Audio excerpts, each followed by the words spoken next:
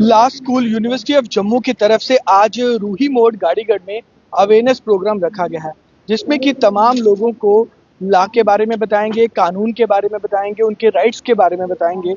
और तस्वीरों में साफ तौर पर आप देख पा रहे हैं कि यहाँ पर एक जो भव्य प्रोग्राम है वो किया जा रहा है, जिसका मकसद यही है कि लोगों को ज़्यादा से ज़्यादा अवेयर जो है वो किया जा सके। इसके लिए last school university of Jammu के तमाम जो स्टूडेंट्स हैं यहाँ पर पहुँचे हैं, वो भी लोगों को अवेयर करेंगे। साथ ही साथ सीनियर एडवोकेट्स जो हैं वो भी यहाँ पर पहुंचे हैं।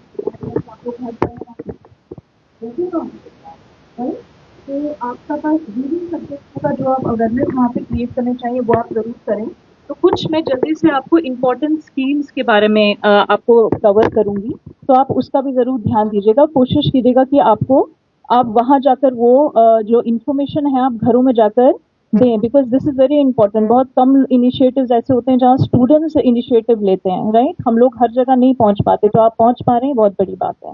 ठीक है, अब आई गिव यू एक मिनट में मैं ब्रीफ दूंगी। ये लीगल अवेयरनेस का ये जो मेरा कैंप है, ये मैंने स्टार्ट कब किया था, आज से 3 साल पहले, जब वन ऑफ माई क्लाइंट्स, मेरी एक क्लाइंट थी जिसको दहेज के लिए तंग किया जा रहा था। जम्मू की लड़की थी, वो राजस्थान में ब्याही हुई थी। तो उसको दहेज के लिए तंग कर रहे थे, उसको 40 लाख रुपए डिमांड कर रहे थे कि फ्लैट लेना है हमने, तो अपने माँ बाप से लेकर आओ पैसे।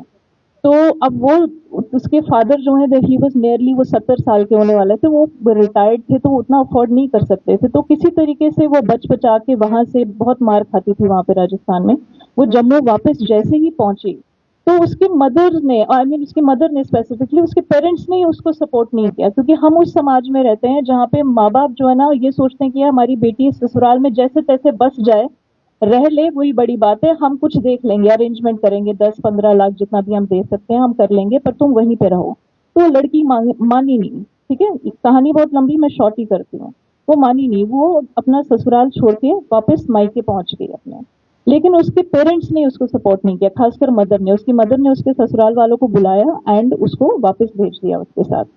ठीक है, और वहां जाकर थोड़े दिनों बाद हमें पता लगा कि वहां जाके उसने सुसाइड कर लिया, बिकॉज अपनी फैमिली ने सपोर्ट नहीं किया उसको। ठीक है, तो पहले तो कुछ बातें मैं आपको जो समझा रही हूँ, आपको बस थोड़ी क्लिक करनी चाहिए ताकि आप आगे जाकर इस बारे में बात कर सकें। बिकॉज आपको ज्यादातर घरों में जब आप जाएंगे, आपको लेडीज ही मिलेंगी बात करने वाली, जेंट्स तो शायद काम पर निकल चुके होंगे अभी। ठीक है, तो उनकी प्रॉब्लम ज्यादा होंगी। तो ऐसे में बहुत सारी ऐसी गवर्नमेंट ने स्कीम्स निकाली हुई है वुमेन वेलफेयर के लिए, जो आपको पता होनी चाहिए। ठीक है, निर्भया केस के बाद 2015 में 2 स्कीम्स निकली थी, just note it down, right. 2 schemes निकाली गई थी, एक थी वन स्टॉप सेंटर और दूसरी है वुमेन हेल्पलाइन, जिसको ओएससी और डब्ल्यूएचएल बोलते हैं हम शॉर्ट में। ठीक है, वन स्टॉप सेंटर एक ऑफिस होता है हमारे जम्मू में, आप ये नोट कर लीजिए, जम्मू में जो ऑफिस है वन स्टॉप सेंटर, वो प्रीत नगर में पड़ता है। अभी वो शिफ्ट हुआ है वहां से। ठीक है, पहले वो कहीं और था, पकड़डंगा साइड था, अभी वो प्रीत नगर में शिफ्ट हो गया हुआ है।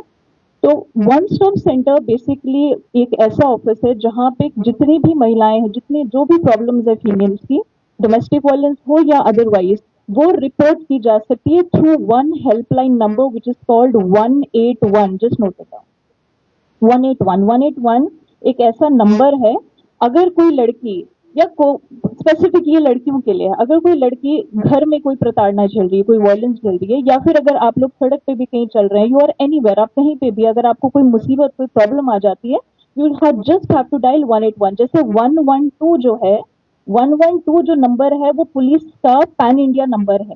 जैसे पहले 100 होता था, अब 112 आ गया। इससे पैन इंडिया नंबर, कोई आग लगी है, एक्सीडेंट हो गया, एम्बुलेंस की जरूरत है, ये पैन इंडिया कॉमन नंबर है, right. 181 specifically women helpline, women in distress के लिए बनाया गया है, जो कि पीड़ित महिलाएं होती है, चाहे घर के अंदर हो या घर के बाहर हो, राइट। तो जैसे ही 181 वो डायल करेंगी, वो वुमेन हेल्पलाइन को कनेक्ट करेगा, और वन स्टॉप सेंटर, क्योंकि उन्हीं का एक रिलेटेड ऑफिस है, तो वो उनको कनेक्ट कर देता है इमिडिएटली।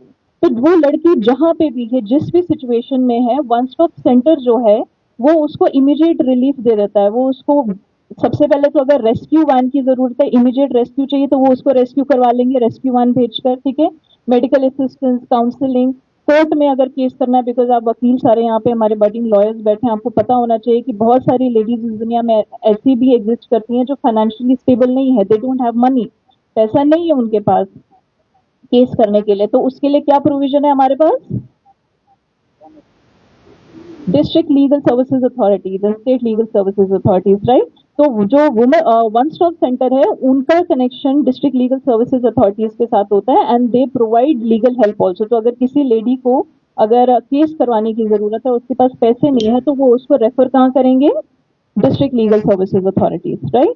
तो ये सभी फैसिलिटीज वो from basic to basic medical facility से लेकर लीगल रिकोर्स अपनाने तक वो उसको सारी जानकारी प्रोवाइड करते हैं। ये समझ में आ गया, राइट? तो उसके अलावा एक प्रोविजन यहाँ पे अभी नहीं है, लेकिन मैं आपको बता देती हूँ बिकॉज मौका है यहाँ पे। वन स्टॉप सेंटर के पास है शक्ति सदन है, which I am going to talk about, वो उसके पास नहीं है। वन स्टॉप सेंटर के पास शेल्टर होम्स भी होते हैं और वो शेल्टर होम बना हुआ है जानीपुर में।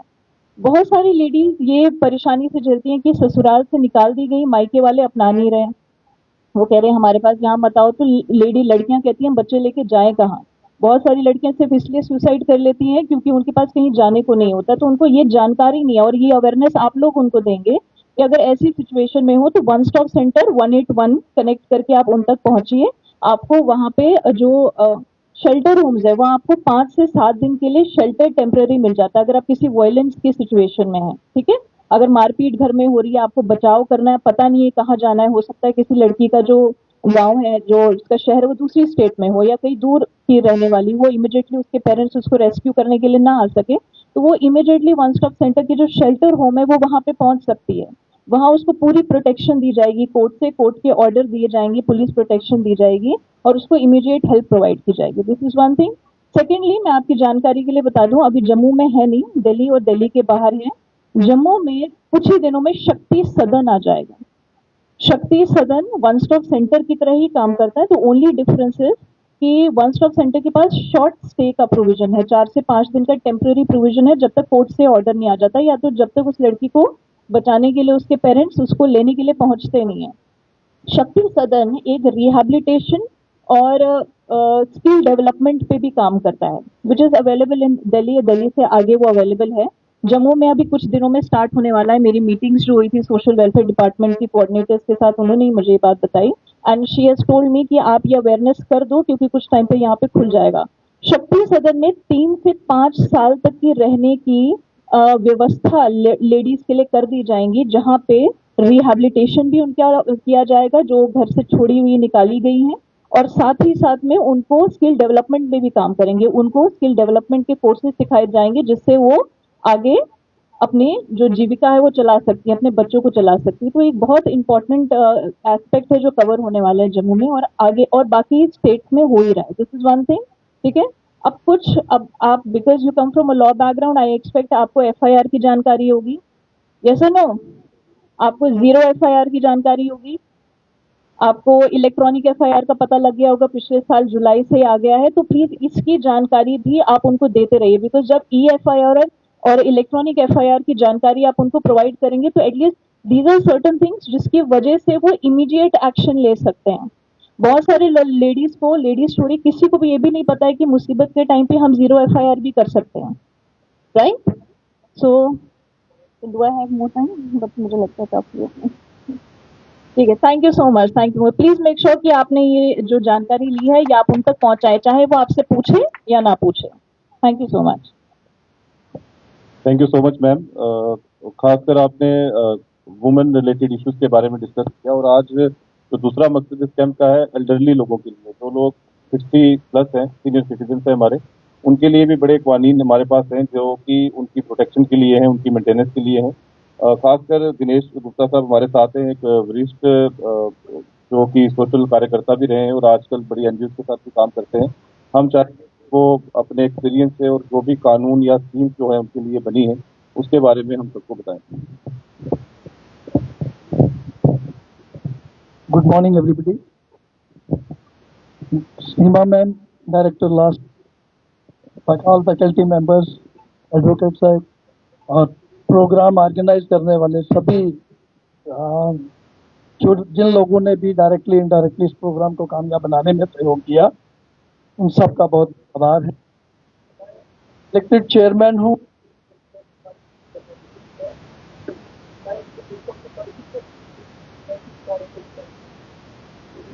society does and how be helpful to others without spending any over. एक इंटरनेशनल बॉडी इंडिया में whosoever by chair जो भी प्रेसिडेंट ऑफ इंडिया है होते रहे हैं या अभी हैं आगे होंगे as per constitution happens to be the president of Indian red cross society. Health minister government of India वो चेयरमैन होंगे national managing body of the Indian red cross society. And then we have 18 members of the national governing body, different state से represent करते हैं वो, और हर state में UP में एलजी और स्टेट में गवर्नर जो है वो इंडियन रेड क्रॉस सोसाइटी के प्रेसिडेंट हैं। We have two type structure, district level down the line we have deputy commissioner as the president and then we have the elected team. This is the national level and the state level and district level setup of the Indian red cross society. Basically ये बहुत नेक और future संस्था है, इसलिए नहीं कि मैं इसके साथ जुड़ा हूँ, अदरवाइज भी आप लोगों ने जब कभी भी क्राइसिस देखे हो, वार की सिचुएशन में आप देखते हैं तो रेड फ्लैग वाइट बैकग्राउंड में रेड क्रॉस देखते हैं तो मीन्स के ये हमारे सेवियर हैं, ये हमारे रक्षक हैं, ये हमारी मदद के लिए है। वो प्रोटेक्टिव सिंबल है, उस पर कोई अटैक नहीं करता। तो ये इतनी सिग्निफिकेंट इसकी सिग्निफिकेंस है। आज की डेट में रेड क्रॉस सोसाइटी हमारे थोड़ी देर पहले तक अगस्त 24 तक यहाँ पे रेड क्रॉस का 3 टाइप स्ट्रक्चर था, district branch, the regional branch and the state branch. I was the secretary of the Jammu regional branch, happens to be the chairman. अब जो नए पार्लियामेंट रूल्स हुए, क्योंकि जितने भी सरकारी लोग हैं डिप्टी कमिश्नर से लेके ऊपर जो भी, उनके पास इतना समय नहीं होता कि वो इस पर ज़्यादा ध्यान दे पाए, तो पार्लियामेंट ने नए रूल पास किए हैं 2017 में, हमारी स्टेट में वो लागू हुए हैं, अडॉप्ट किए गए हैं 27 मई 2022 में। वो पार्लियामेंट के जो रूल हैं वो ये है कि पब्लिक के लोग जो हैं, जो कोई ऑफिशियल नहीं होल्ड कर रहे, वो फुल टाइमर रेड क्रॉस के ऑफिस भी रहे। और जो डिप्टी कमिश्नर हैं instead of chairman now they have replaced by, वो प्रेसिडेंट होंगे, गवर्नर भी प्रेसिडेंट होंगे, वो एक एनुअल जनरल मीटिंग चेयर करेंगे, कुछ पॉलिसी डिसीजन में दे कैन गाइड, लेकिन control will be with the public representative. Chairman elect होगा, वाइस चेयरमैन इलेक्ट होगा, ट्रेजरर इलेक्ट होगा, सेक्रेटरी अपॉइंट होंगे, तो पब्लिक के लोग मिलकर करें। रेड क्रॉस सोसाइटी बाढ़ आ जाए, कहीं आगजनी हो जाए, कहीं सड़क फसाद हो जाए, कहीं मेजर एक्सीडेंट हो जाए, तो उन सब सिचुएशन में अब हमारी जो इंटेरोगेशन सेंटर्स हैं, हमारी जो जेल हैं, यहाँ पे कोई फॉरेन कंट्री का कोई किसी को सजा हो गई तो जेल में है, तो उसकी खतो किताबत उसके परिवार तक करने के लिए भी रेड क्रॉस के लोग जो हैं वो मैसेज कन्वे करें। इनसे लेटर लेके अपने सोच के थ्रू हम उस कंट्री में उनको वो डिलीवर करवाते हैं, ताकि उनको पता लगे कि हमारे परिवार के लोग ठीक ठाक।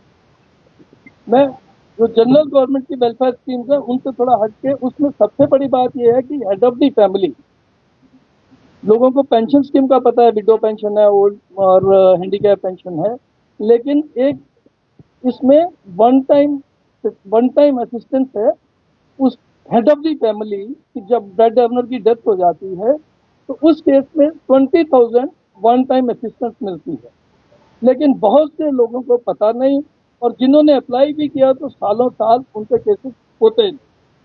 अनफॉर्चुनेट ये है। स्कीम गवर्नमेंट ऑफ इंडिया की एक अलग स्कीम है कि किसी भी बच्चे को पेरेंट्स पे बोझ ना लगे कि हमारे बच्चे की परवरिश करने में अगर वो फाइनेंशियली वीक है तो वो बच्चा भी पढ़ने का, आगे बढ़ने का अधिकार रखता है। उसके लिए गवर्नमेंट ऑफ इंडिया ने एक स्कीम का नाम है ICPS, integrated child protection scheme है। इस स्कीम के तहत 18 साल तक की आयु के बच्चों को, एक परिवार में मैक्सिमम 2 बच्चों को 4,000 रुपया महीना, जब तक उसकी एज 18 साल की नहीं होती तो मैक्सिमम 2 बच्चों को 8,000 रुपये तक सरकार की स्कीम के तहत उनको मिलना। अभी तक ये था कि जिनका BPL राशन कार्ड होता था, या आजकल PHH कहते हैं, प्रायोरिटी हाउस होल्ड, अब बनते बहुत ना के बराबर ही हैं, तो लोगों को फायदा नहीं मिल रहा, तो गवर्नमेंट ने उसको रिलैक्स किया है। इनकम सर्टिफिकेट बनाएंगे तहसीलदार कंसर्न से, तो जिसकी इनकम 6,000 रुपया मंथली तक है तो वो भी एंटाइटल एलिजिबल हो जाए। मतलब सरकार की तरफ से हर उस बच्चे को जिसके पेरेंट्स अफोर्ड नहीं कर सकते, उन्होंने प्रायोरिटाइज किया है। डिस्ट्रिक्ट वाइज कोटा है हर डिस्ट्रिक्ट में केसेस करने के लिए। तो उसमें डीपीओ है, जो डिस्ट्रिक्ट चाइल्ड प्रोटेक्शन अफसर, वो भी डिस्ट्रिक्ट सोशल वेलफेयर अफसर के पास ही चार्ज। अनफॉर्चुनेट एक ये भी है कि स्कीमें बहुत हैं और चार्ज एक दो बंदों के पास है, तो वो 10 डिपार्टमेंट है, तो वो जस्टिस नहीं कर पाते। तो लोगों को फास्ट जो डिलीवरी मिलनी चाहिए वो नहीं, but scheme is government of India की एक स्कीम है डिसेबल। आज की डेट में सैकड़ों गवर्नमेंट ने प्रोविजन किए। अभी जो व्यक्ति ओल्ड एज है, वो अगर 80 ईयर्स के ऊपर है, डिसेबल है, 80 ईयर्स के ऊपर वालों को मोटराइज केयर 80 साल से ऊपर का व्यक्ति जो डिसेबल है, उसकी मूवमेंट हल्की थोड़ा बहुत अंदर बाहर जाने के लिए भी उसको मोटराइज चेयर देनी है। जो मोटराइज चेयर देनी है must be casting around 1 lakh, उसका प्रोविजन। एक सरकार ने डिसेबल फ्रेंडली स्कीम बनाई हुई है, जिसमें बैंक से लेके जितने भी ऑफिस हैं, हर एक में रैंप होना। इसमें आप स्टूडेंट लोग, लाभ वाले बच्चे मदद कर सकते हैं। सर्वे करने में आप कभी ये भी इससे भी कर सकते हैं कि जो नोडल अफसर है सोशल वेलफेयर डिपार्टमेंट, उनके पास अपने ही फुर्सत नहीं है, तो वो कौन। तो डिसेबल फ्रेंडली बनाने के लिए जहां सरकार ने अप्लायंसेस दिए, अप्लायंसेस में क्या है, चारों तरह की डिसेबिलिटी है। तो फिजिकली चैलेंज है, मेंटली रिटॉर्डेड है, पार्शली ब्लाइंड है या फुली ब्लाइंड है, या वो deaf and dumb.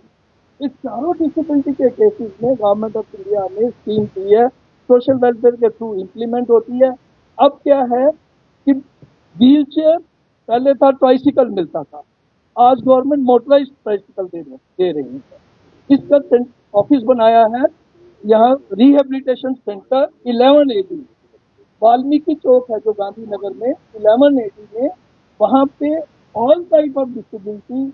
Hearing aid चाहिए किसी एल्डरली पर्सन को, हियरिंग एड चाहिए वो भी फ्री मिलनी है, व्हील चेयर चाहिए फ्री मिलनी है, ट्राइसिकल चाहिए या मोटराइज चेयर चाहिए जिसकी 80 एंड अबव है। डिसेबिलिटी पेंशन में क्या है, जो खाली पेंशन ही नहीं है, इसके साथ रेल कंसेशन है, जो भी 40। अब लोगों ने क्या है, जिन्होंने बनाए थे पहले जमाने में बनता था डिसेबिलिटी सर्टिफिकेट, हॉस्पिटल में जाओ तो ऑर्थोपेडिक डॉक्टर बना देते थे, और अब बोर्ड बनाया, बोर्ड के बाद गवर्नमेंट ऑफ इंडिया ने सिस्टम है जिसके तहत यूआईडी कार्ड बनेगा डिसेबल का। रेलवे में भी वो सेशन के लिए सकते हैं, जो डिसेबल बंदा है उसका कोई, और उसके दोनों के लिए दी है। हियरिंग एक फ्री मिलनी है, व्हील चेयर मिलनी है, ट्राइसिकल मिलना है, मोटराइज चेयर मिलनी है। और एक गवर्नमेंट बैंकों के लिए रिजर्व बैंक ऑफ इंडिया का डायरेक्टिव है टू ऑल दी बैंक कि डीआरई स्कीम है, डिफरेंशियल रेट ऑफ इंटरेस्ट वाली 4% इंटरेस्ट पे किसी भी गरीब व्यक्ति को 10,000 से 20,000 से कर अपना छोटा मोटा काम शुरू करने के लिए डीआरई स्कीम के तहत बैंक को फाइनेंस करना होता है। बैंक चाहते नहीं, लोग अप्रोच नहीं करते, तो ना स्कीम है लेकिन फायदा नहीं ले पाते। तो इसी तरह अब जितने भी लोग हेल्थ इश्यूज हैं, उनके लिए आयुष्मान स्कीम के अलावा भी जो भी बीपीएल जिनके पास राशन कार्ड है, जिनके पास पीएचएस वाला ऑप्शन कहते हैं, उसमें जो गवर्नमेंट के हेल्थ डायरेक्टरेट के हॉस्पिटल है, जैसे गांधीनगर हॉस्पिटल है, ये डायरेक्टर हेल्थ के अंडर आता है, सवाल हॉस्पिटल है, ये भी उनके अंडर आता है। जितनी पेरिफेरीज में जितने सब सेंटर हैं, जितने भी सीनियर सिटीजन हैं, जितने भी डिसेबल लोग हैं, उनके लिए फ्री है। उनको ओपीडी की पर्ची बनाने के भी 10 रुपए नहीं देते। उनके लिए जो बीपीएल है, पीएचएस राशन कार्ड होल्डर, उनको एक्सरे से लेके सारे टेस्ट फ्री। वो पावर दी है मेडिकल सुपरिटेंडेंट को। जितने भी डिसेबल हैं उनको भी, और जिनके पास पीएचएस राशन कार्ड है, फोटोकॉपी लेके जाएंगे, मेडिकल सुपरिटेंडेंट को एप्लीकेशन देंगे, अल्ट्रासाउंड कराना है, ईसीजी कराना है, कोई और टेस्ट कराना है, वो लिख के देगा मेडिकल सुपरिटेंडेंट, तो उसको वो फ्री। और स्कीम है, जितने भी लोग ओल्ड एज हैं या पुअर लोग हैं, अगर वो आंखों का ऑपरेशन कराना चाहते हैं, कैटरेक्ट सर्जरी कराना, हर हॉस्पिटल में, गांधीनगर हॉस्पिटल में जाएं, सवाल हॉस्पिटल में जाएं, मेडिकल कॉलेज में भी जाएं, तो उनका लेंस जो पड़ना है वो फ्री पड़े। अगर हम ऑर्गेनाइज तरीके से करेंगे तो आसान हो जाता है। अकेले अकेले लोग धक्के खाते हैं तो वो ऑलरेडी इतनी लंबी क्यू होती है तो उनको बेनिफिट नहीं मिलता है। तो हम उसको प्लान कर सकते हैं। किसी भी गवर्नमेंट हॉस्पिटल में हम उनको, अगर यहाँ 100 लोगों को हमने लोगों को बता दिया, टीम डिप्यूट होगी, मेडिकल सुपरिटेंडेंट हॉस्पिटल से टीम डिप्यूट करेंगे, ऑप्थोमोलॉजिस्ट आएंगे, आईज के स्पेशलिस्ट आएंगे, स्क्रीनिंग करेंगे। स्क्रीनिंग के दौरान जितने भी केसेज आइडेंटिफाई होंगे फॉर कैटरेक्ट सर्जरी, उनको वहाँ पे लेना है, गांधीनगर हॉस्पिटल में या सवाल हॉस्पिटल में, जो भी एरिया नज़दीक पड़ता हो, वहाँ पे चेकअप के दौरान pre operation, during operation, post operation सब कुछ फ्री होना है। लेंस पड़ना है, अगर पहली एक आंख में ऑपरेशन हुआ है, अगर लेंस पड़ा है पहले भी तो दूसरी आंख में भी लेंस पड़ेगा। अगर पहले स्टिचेज वाला ऑपरेशन होगा तो फिर वही होगा, लेकिन होगा टोटली फ्री। इस तरह से और बहुत बच्चों के लिए रेड क्रॉस क्या करता है, सभी स्टूडेंट जितने भी हैं, यूनिवर्सिटी के स्टूडेंट हों या कॉलेज के हों या स्कूल के हों, गवर्नमेंट से एक ऑर्डर निकलता है, उस ऑर्डर के तहत कंट्रीब्यूशन होती है towards red cross fund. University में 20 रुपए है और वो उसका 70% रेड क्रॉस में जाता है, 30% यूनिवर्सिटी रखती है for immediate help of the poor needy student. Idea behind it कि जो भी बच्चे पढ़ना चाहते हैं उनको किसी तरीके की फाइनेंशियल कंस्ट्रेंट की वजह से वो आगे पढ़ ना पाए, वो दिक्कत नहीं आती, तो उसके लिए वो प्रोविजन है। और रेड क्रॉस की तरफ से जितने बच्चे जो अफोर्ड नहीं कर सकते हैं, यूनिफॉर्म से लेकर बुक्स ले और जो भी उनको और सपोर्ट चाहिए वो भी रेड क्रॉस के थ्रू की जाती है। और अगर कोई बच्चा कॉलेज में, यूनिवर्सिटी में, अभी यूनिवर्सिटी में हम लोग अभी डिसीजन हुआ है, डायरेक्टर उनके स्टूडेंट वेलफेयर के थ्रू वो अप्रोच करेंगे, एप्लीकेशन कॉल फाल करेंगे। अभी जो गरीब बच्चे होंगे उनको 20,000 रुपया उनकी एजुकेशन के लिए भी उस रेड क्रॉस फंड में से दिया जाएगा। तो इस तरह से बहुत सी सरकार की स्कीम्स हैं जिसका फायदा ले सकते हैं, लेकिन हमें मिल नहीं पा रहा। अगर हम कैंसर के लिए, सरकार ने यहाँ, आपको पता होगा, जम्मू जो सुपर स्पेशलिटी हॉस्पिटल है, यहाँ पे एक कैंसर रिसर्च इंस्टीट्यूट भी बना। तो यहाँ जो डॉक्टर आए ये बाहर लोकल हैं वैसे, लेकिन बाहर ये सर्विस करके आए हैं, जो मेडिकल सुपरिटेंडेंट है वो कैंसर स्पेशलिस्ट ही है। तो इनकी तरफ से भी ऑफर है, कोई भी बंदा टेस्ट करवाना चाहे, कोई किसी तरह का ट्रीटमेंट कराना चाहे तो वो भी सारा टोटली फ्री करेंगे। अब आप लोगों को कोई रेड क्रॉस से या अदरवाइज कोई वेलफेयर स्कीम के बारे में पूछना हो तो you are free to ask. आप अपना नंबर शेयर कर सकते हैं? मेरा नाम दिनेश गुप्ता है। मेरा नाम दिनेश गुप्ता है। मेरा नाम जी, आप मुझे मैं दे, ठीक है। तो आप एक तो ये देखें कि सर्वे, इस सर्वे से नहीं किसी और सर्वे में सही, कि जितनी भी बिल्डिंग्स बनी है हाई राइज, बैंक्स हैं, उनके लिए मैंडेटरी है, ministry of finance, government of India की इंस्ट्रक्शन है, रिजर्व बैंक ने सभी बैंकों को दी है। जो एटीएम है वो भी रैंप बना होना चाहिए ताकि किसी भी डिसेबल को कोई दिक्कत ना हो। तो ये अप्लायंसेस को लेके किसी को कोई, अगर आपके एरिया में भी, इस गांव में, पास पड़ोस में कोई ऐसा केस हो तो 1180 में वहाँ विजिट कर सकते हैं, मुझे भी बता सकते हैं। उनके कैंप वैम्प लगाने में अगर आप कहेंगे तो 941911 12918 दिनेश गुप्ता, ठीक है जी। 12918 941911 12918। बहुत बहुत धन्यवाद जी। खासकर आपने जितनी भी स्कीम के बारे में खासकर मेरे साथ जितनी किया हुआ सभी सर्वे के लिए जाएंगे तो लोगों के लिए जानकारी करेंगे।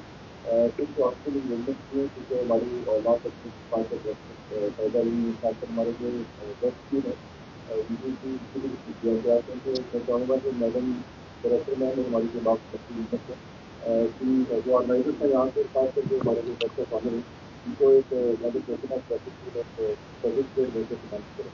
तो साथ में बताता हूँ कि इसमें शर्मा जी हमारे साथ प्रतिक्रिया भी हमारे साथ देंगे। मीडिया का रोल लीगल डेवलपमेंट में क्या है उसके बारे में भी बात करेंगे। और अविनाश चौधरी जी हैं जिसके बारे में करते हैं, साथ में बात सेक्टर में काम करी करेंगे। तो मैं इन्वाइट करूँगा मैडम को, मिलता हमारे साथ बताना जितने भी हमारी बात करती है सारे केस अभी आए। मैं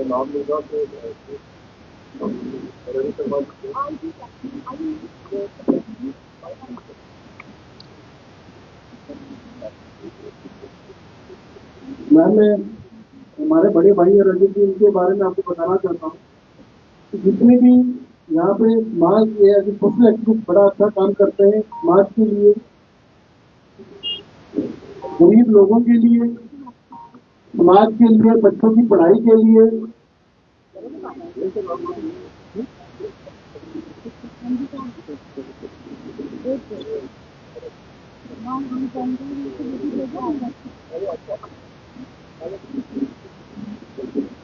एज ए सोशल एक्टिविस्ट ये काफी समाज सेवा करते हैं। ये प्रोग्राम ऑर्गेनाइज करने में जब हमने इनसे बात की, उन्होंने कहा कि लास्ट स्कूल के अगर बच्चे आ रहे हैं, प्रतिनिधि आ रही है, तो मैं बड़ा भाग्यशाली हूँ कि आज हमारे गांव में ये बच्चों को, लोगों को अवेयर करेंगे।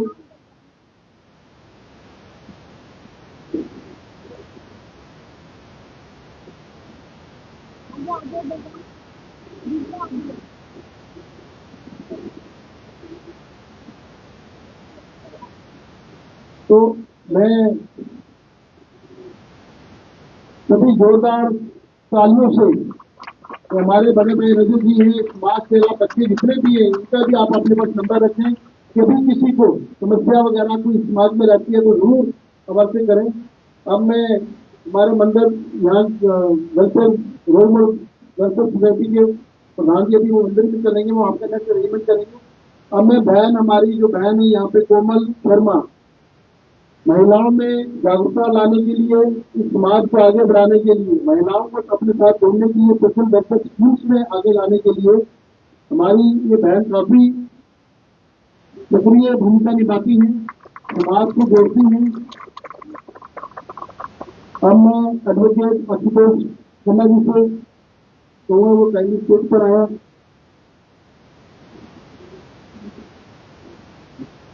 जोरदार तालियों से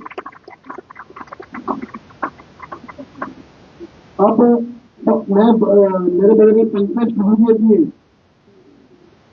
उनसे रिक्वेस्ट करूंगा कहीं स्टेज पर आए। एडवोकेट मैम किरण ठाकुर जी, काफी अच्छा इन्होंने आपको गाइड किया है। अब मेरे मतलब भाई अविनाश चौधरी जी, बॉर्डर वेलफेयर एसोसिएशन, और इसी को लीड करते हैं ये।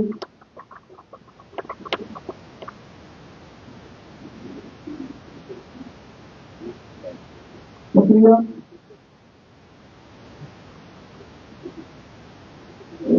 अब मैं चाहूँगा कि डॉक्टर मोनिका राम ने वोट ऑफ थैंक्स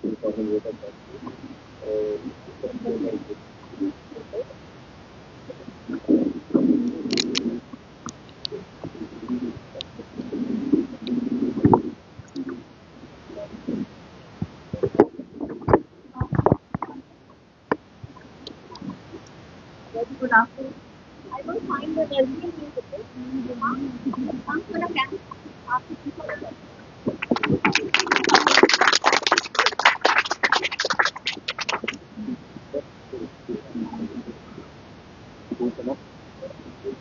थोड़ा सा प्लीज मैम, आज आपने इस प्रोग्राम के तहत काफ़ी ज़्यादा अवेयर किया लोगों को, लेकिन अभी भी क्या लगता है कि महिलाओं को अवेयर करने की कितनी ज़्यादा ज़रूरत है? क्योंकि ज़्यादा केसेस देखे जाते हैं, डोमेस्टिक वायलेंस के जो केसेस ज़्यादा आते हैं, और कहीं न कहीं महिलाएं आज भी अपने आप को ज़्यादा एजुकेट नहीं कर पाई। जी, बिल्कुल ये बहुत ज़्यादा इम्पोर्टेंट है समझना कि हम जितना समझ रहे हैं कि जितनी अवेयरनेस हो रही है, उतनी हो नहीं पा रही है। This is a reality. But ऐसा भी नहीं है कि गवर्नमेंट इनिशिएटिव नहीं ले रही है, गवर्नमेंट बहुत इनिशिएटिव ले रही है। गवर्नमेंट के बहुत सारे पोर्टल्स हैं, बहुत सारे अच्छे पॉडकास्ट चलते हैं, बहुत इन्फॉर्मेटिव जो प्लेटफॉर्म्स है वो बरकरार हैं और वो चल भी रहे हैं। बट द प्रॉब्लम इज़ कि कहीं ना कहीं जो महिलाएं हैं, और महिलाएं क्या इन जनरल ऑडियंस हम सब उसमें आ सकते हैं, वो उन प्लेटफॉर्म्स को फॉलो नहीं कर रही। एक ये बहुत बड़ा रीज़न है। हम लोग प्राइवेट प्लेटफॉर्म्स को, जैसे पॉडकास्ट हो गए और कोई ऐसे इन्फॉर्मेशन सेंटर्स हैं, उनको ज़रूर हम फॉलो कर लेते हैं। बट एक्चुअली में गवर्नमेंट कौन कौन सी स्कीम्स निकाल रही है, कौन कौन से वेलफेयर इनिशिएटिव्स हैं महिलाओं के लिए, वो निकाल बेनिफिट्स कितने बेनिफिट्स हैं उसकी जानकारी उनको मिल नहीं रही, क्योंकि एक तो हमारी भी कुछ हद तक गलती है कि हम उन प्लेटफॉर्म्स को फॉलो नहीं कर रहे हैं, हम स्कीम्स की जानकारी नहीं लेते, हम कहीं ना कहीं एक नेगेटिव माइंडसेट में इतने ज़्यादा हैं कि हम समझते हैं कि जी गवर्नमेंट तो कुछ करती नहीं है। एक बहुत एक ब्लांट स्टेटमेंट हम दे देते हैं, बट ऐसी बात नहीं है। गवर्नमेंट बहुत सारी स्कीम्स निकालती हैं। आज मैंने आपको कुछ बताई हैं, कुछ हमारे सर जो हैं उन्होंने बताई कितनी स्कीम्स हैं, लेकिन उसकी जानकारी नहीं है। तो हम सबको एफर्ट करना है। ये जो इनिशिएटिव आज जिस इनिशिएटिव में मैं यहाँ पहुंची हूँ यूनिवर्सिटी की तरफ से, जम्मू यूनिवर्सिटी ने जो किया है, ऐसे इनिशिएटिव्स होने चाहिए। स्टूडेंट्स को इन्वॉल्व करना ज़रूरी है ताकि वो जगह जगह जाकर लीगल अवेयरनेस कर सके। दूसरा एक बहुत इंपॉर्टेंट एस्पेक्ट ये भी है कि हम शहर में कुछ हद तक जब फ़ोन्स हाथ में तो आ भी गए हैं, तो उसमें कुछ हद तक इन्फॉर्मेशन पहुंच भी रही लोगों की, वो भी तब जब कुछ लोग उस इन्फॉर्मेशन को कंज्यूम करना चाहेंगे। लेकिन गाँव में आज भी बहुत लोगों के पास आईफोन्स नहीं है, एंड्रॉयड फ़ोन्स नहीं है, उनके पास छोटे बटन वाले फ़ोन्स हैं, तो बहुत डिफ़िकल्टी है उन तक उनकी। आपसे ये भी जानना चाहूँगा कि पेरेंट्स का कितना रोल बन जाता है इसमें, क्योंकि कहा जाता है कि बच्चे का जो फर्स्ट टीचर होते हैं उसके पेरेंट्स होते हैं, तो बच्चों के लिए पेरेंट्स का कितना इंपॉर्टेंट रोल है, ताकि वो बचपन से ही अगर अपने बच्चों को गाइड करेंगे तो। लेकिन आज भी हमारे घरों में कुछ ऐसी महिलाएं हैं कि जब बच्ची पैदा होती है तो उसके दहेज इकट्ठा किया जाता है, लेकिन उसको एजुकेट करने के बारे में अभी भी नहीं सोचा जाता। जी, माँ बाप का बहुत ज़्यादा इंपॉर्टेंट रोल है। देखिए, मैंने जैसे आपको बताया, मेरी ही एक क्लाइंट ने आत्महत्या कर ली थी क्योंकि उसके माँ बाप ने उसको सपोर्ट नहीं किया। हम उस समाज में रहते हैं जहाँ पे माँ बाप आज भी ऐसा सोचते हैं कि भाई अगर लड़की थोड़ा सा पढ़ लिख गई है 12वीं के बाद या ग्रेजुएशन कर लिया, अगर उसके लिए कोई अच्छा सा रिश्ता आ जाता है तो हम कहते हैं कि जी उसकी शादी करा देते हैं, रिश्ता हाथ से निकल जाएगा। माँ बाप ये नहीं सोच रहे हैं कि अगर कल को ससुराल में उसके साथ कोई दिक्कत हो जाती, कोई परेशानी हो जाती है और आप उसको शादी के बाद उतने अच्छे से सपोर्ट नहीं कर पाते हो, क्योंकि ज़रूरी नहीं है कि माँ बाप परवाह नहीं करते। कभी कभार माँ बाप उस मजबूरी उस स्थिति में भी नहीं होते। जैसे फादर है, रिटायर्ड हो गए हैं या प्राइवेट जॉब करते थे, अब रिटायर हो गए हैं, अब उनके पास जॉब नहीं है, तो वो उतना फाइनेंशियल असिस्टेंस जैसे बेटी को पहले कर सकते थे उतना नहीं कर सकते हैं। तो माँ बाप ये चीज़ भूल जाते हैं कि अगर हम बेटी को पढ़ाएंगे नहीं, उसको आत्मनिर्भर सेल्फ रिलायंट नहीं बनाएंगे, तो वो अपना ख्याल नहीं रख पाएगी। तो जैसे मैंने कहा कि भाई जब आप बेटियों की शादी करा देते हैं एक्साइटमेंट में कि अच्छा रिश्ता आया, हमें शादी कर देनी चाहिए, तो वहाँ जब ससुराल में उसके साथ कोई दिक्कत हो जाती है ना, और फिर माँ बाप उसे सपोर्ट नहीं करते हैं या करना नहीं चाहते हैं, तब वो लड़की दरबदर हो जाती है। तो उसी लिए ये सारी स्कीम्स बनाई तो गई हैं, बट अच्छी बात है, स्कीम्स का होना ठीक है, लेकिन एज जैसा आपने कहा कि पेरेंट्स की पहली रिस्पॉन्सिबिलिटी है। तो ये बात प्रैक्टिकल पॉइंट ऑफ व्यू से अंडरस्टैंड करते हुए कि माँ बाप जिंदगी भर बेटियों का साथ नहीं दे सकते, ये बात एग्रीड है, तो आप उसको सेल्फ रिलायंट बनाइए, उसको आत्मनिर्भर बनाइए इस तरीके से कि वो हर सिचुएशन में अपने लिए स्टैंड ले सके। इस तरह के अवेयरनेस प्रोग्राम होना कितना ज़्यादा ज़रूरत है, क्योंकि मुझे लगता है कि अवेयरनेस प्रोग्राम कंटिन्यू अगर होंगे तो शायद किसी हद तक हम लोग कामयाब हो पाए। बिल्कुल, बहुत ज़्यादा ये अवेयरनेस प्रोग्राम्स बहुत ज़्यादा इम्पोर्टेंट हो गए हैं। ये जिस तरीके से आज इनिशिएटिव हम देख रहे हैं कि बच्चे घरों में जाकर इनिशिएटिव लेने वाले हैं, उनको अवेयरनेस करने वाले हैं। जब घर घर जाकर बात पहुंचेगी तो लोगों को थोड़ा सा क्लैरिटी आएगी, तो एटलीस्ट वो पूछ सकेंगे।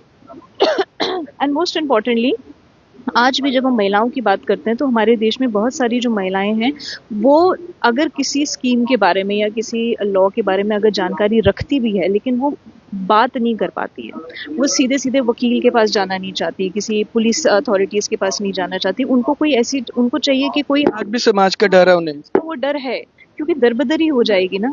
अगर वो आज भी अब भी जहाँ यहाँ मैं बैठी हुई थी, एक मेरे को मैसेज आता है एक लेडी का कि मैम मेरी जो स्त्री धन है, मेरा जो सारा गोल्ड है वो मेरी सास ने अपने पास रख लिया हुआ है और वो मैनिपुलेट कर रहे हैं कि कुछ प्लॉट खरीदने के लिए उसको बेच रहे हैं, वो मेरा स्त्री धन है और मैं नहीं ले सकती। तो मैंने उससे मैंने पूछा कि क्या आप कोई लीगल एक्शन लेना चाहते हो? तो वो कहते हैं अगर मैं लीगल एक्शन अपने सास और ससुर के खिलाफ लूंगी तो मेरा हस्बैंड मुझे छोड़ देगा। यही सोच मुझे लगता है बदलना है। इसीलिए मैं बार बार पेरेंट्स को समझाती हूँ, माँ बाप का बहुत बड़ा रोल है कि बेटियों को वो संभालें, बेटियों को जितना हो सकता है अवेयरनेस क्रिएट करें और उनको आत्मनिर्भर बनने दें। शादियां बेशक थोड़ी सी लेट होंगी, कोई प्रॉब्लम नहीं है। जल्दी शादी करके उनको किसी मुसीबत में डालने से बेहतर है आप उसकी लेट शादी कराइए, लेकिन उसको आत्मनिर्भर बनाकर कराइए, ताकि कल को अगर ससुराल में उसके साथ कोई दिक्कत हो जाए तो कम से कम उसको वापस आपके पास नहीं आना पड़ेगा, वो अपने आप को सस्टेन कर सकती है। चलिए, बहुत बहुत शुक्रिया मैम। और फिलहाल ये विशाल जी तस्वीर एक बार दिखाइए कि किस तरह से आज यहाँ पर अवेयरनेस प्रोग्राम जो है वो किया जा रहा है, और ये अवेयरनेस सिर्फ और सिर्फ